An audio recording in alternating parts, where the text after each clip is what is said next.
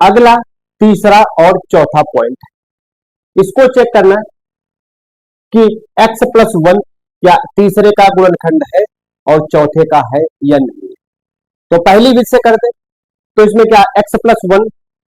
Same x का मान निकाल लेते हैं। तो क्या करना है, x प्लस वन बराबर जीरो मानते हैं, माना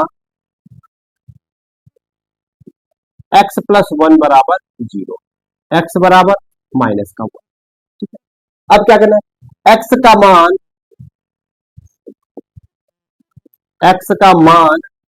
बहुपद में रखने पर, x का मान बहुपद में रखने पर रखते हैं। बहुपद क्या है, x का 4 प्लस 3x का 3 प्लस 3x का 2 प्लस का x प्लस का 1। ठीक है, x का मान क्या है, 1 है, तो 1 की घात 4 प्लस 3 गुणे माइनस 1 की घात 3 प्लस का 3 गुणे माइनस 1 की घात 2 और प्लस का माइनस 1 प्लस का 1। ठीक है, ध्यान देना, अब माइनस 1 की घात 4 है तो क्या हो जाएगा, प्लस का 1, प्लस का 1 और प्लस माइनस 1 की घात 3 है तो क्या हो जाएगा, माइनस का 1 और माइनस का 1 गुणे 3 तो माइनस का 3 और माइनस प्लस माइनस माइनस, तो ये हो जाएगा 3 गुणे माइनस का 1 और प्लस का, ध्यान देना माइनस 1 की घात 2 है तो क्या हो जाएगा, प्लस का, तो 3 गुणे 1 और प्लस, ध्यान देना प्लस माइनस क्या हो जाएगा, प्लस माइनस ब्रैकेट हटाएंगे तो गुणा होगी, प्लस माइनस माइनस, माइनस का 1 प्लस का 1 हो जाएगा। ठीक, और बराबर चल रहा है 1 और यहां पे देखो 3 गुणे 1 प्लस माइनस माइनस हो जाएगा, माइनस का 3 और प्लस का 3 का 3 माइनस का 1 प्लस का 1। ठीक है, ध्यान देना माइनस का 3 प्लस का 3 कटा और माइनस का 1 प्लस का 1 कटा, तो बचा क्या, बराबर 1 प्राप्त हुआ। क्या x का मान बहुपद में रखने पर बहुपद का मान शून्य प्राप्त हुआ, नहीं प्राप्त हुआ, क्योंकि 1 प्राप्त हुआ। तो लिखना क्या है, लिखना है कि x का मान बहुपद में रखने पर बहुपद का मान शून्य प्राप्त नहीं हुआ, अतः x प्लस वन बहुपद का गुणनफल नहीं है। लिखना है बहुपद x का मान बहुपद में रखने पर बहुपद का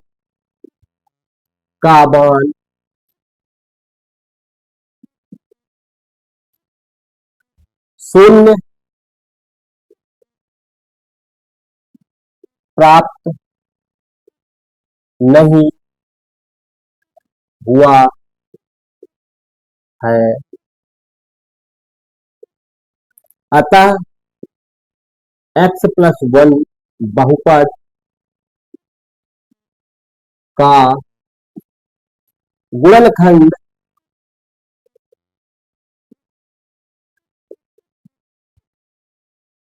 नहीं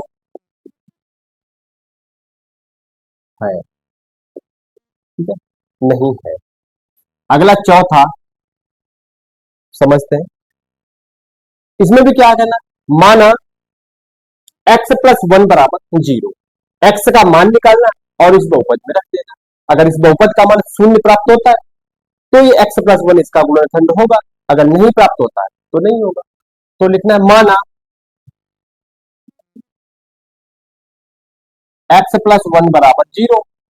और x बराबर माइनस का 1, क्योंकि देखो ये प्लस का है, जीरो की तरफ भेजेंगे तो माइनस का हो जाएगा। तो लिखना है x का मान बहुपद में रखने पर, x का मान बहुपद में रखने पर तो बहुपद क्या दिया, एक्स घात 3 माइनस का एक्स स्क्वायर माइनस का bracket 2 plus root 2 x plus root 2। ठीक है, और x की जगह पे क्या रखना, -1,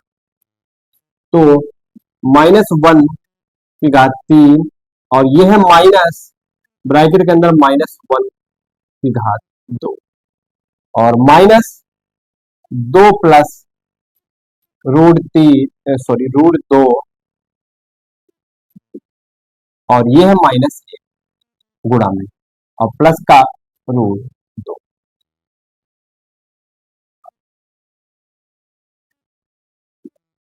ठीक है,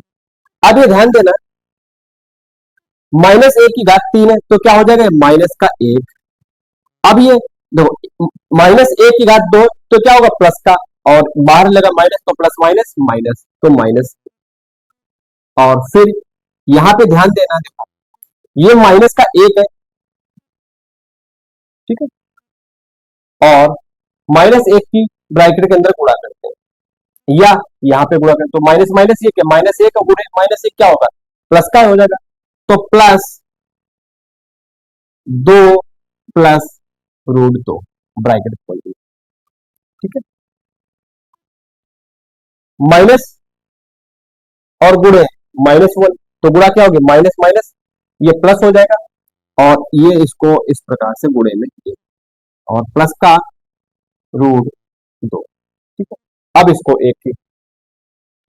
की गुणा अंदर करेंगे तो वही रहेगा, तो बराबर माइनस का 1, अच्छा -1 गुणे -1 क्या होगा, माइनस का 2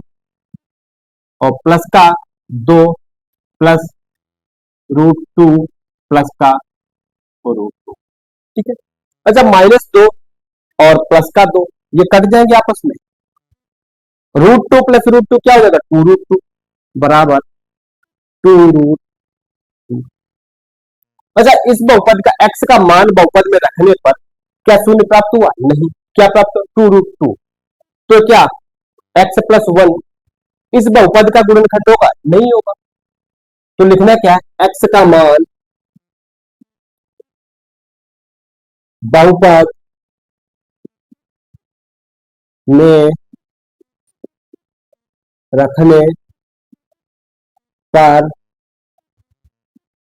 बहुपद का मान शून्य प्राप्त नहीं हुआ है, अतः x+1 बहुपद का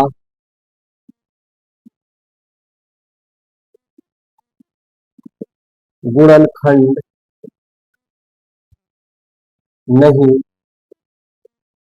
है, गुणनखंड